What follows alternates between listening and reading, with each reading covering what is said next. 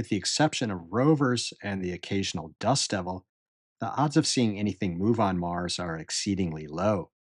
But this week, while Perseverance was shooting close ups of its recent abrasion patch, somehow it happened. On this episode of Mars Guy, we last left Perseverance among what appears to be olivine rich rocks with a chunky texture.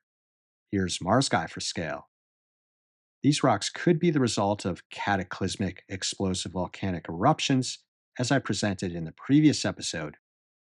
This week, Perseverance drove to a point just over 25 meters to the east, arriving among rocks that are different than the ones it departed. This means that Perseverance crossed a geologic contact between two different rock types. It went to work using the abrading bit in the drill to create a smooth and relatively fresh surface for the arm mounted instruments to get a better look. But instead of a smooth surface, the abrading operation appears to have plucked out chunks of rock, leaving behind angular voids. I suspect that Perseverance has arrived back among material deposited by the impact that created Jezero crater. The resulting rock could include angular bits of other rocks in a poorly cemented matrix, leaving them susceptible to being plucked out by the abrading operation.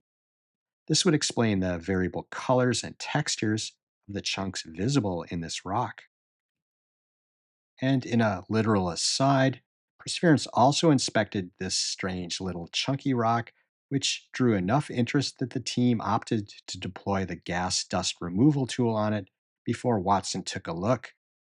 It revealed what almost qualifies as a fractal texture, where what appears to be a void space, probably left after a chunk fell out, has a tinier version along its outer margin. This is very likely a void space left after a tiny pebble fell out. It looks like this gray pebble trapped in the rock will probably leave a similar void someday when it gets plucked out by erosion. 3 sols or Martian days after the first Watson deployment on the abrasion patch, it returned for another look, this time closer up. And as is commonly done, it shot a second image from a laterally shifted position to allow for stereo images that can be used for 3D rendering.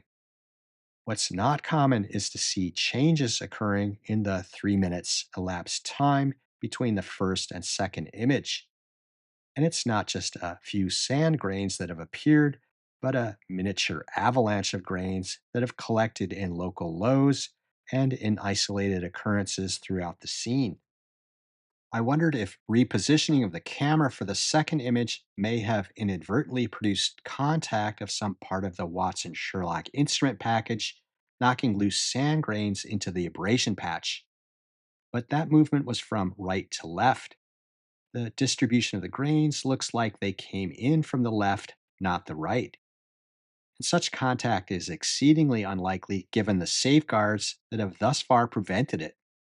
A passing dust devil could easily have knocked sand grains into the abrasion patch, but there was notably little disturbance of grains surrounding the patch in the views from Mastcam Z before and after the Watson images were taken.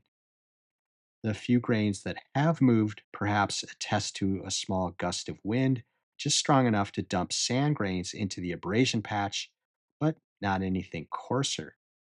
Still, I can't definitively rule out some other means of photobombing a Watson image.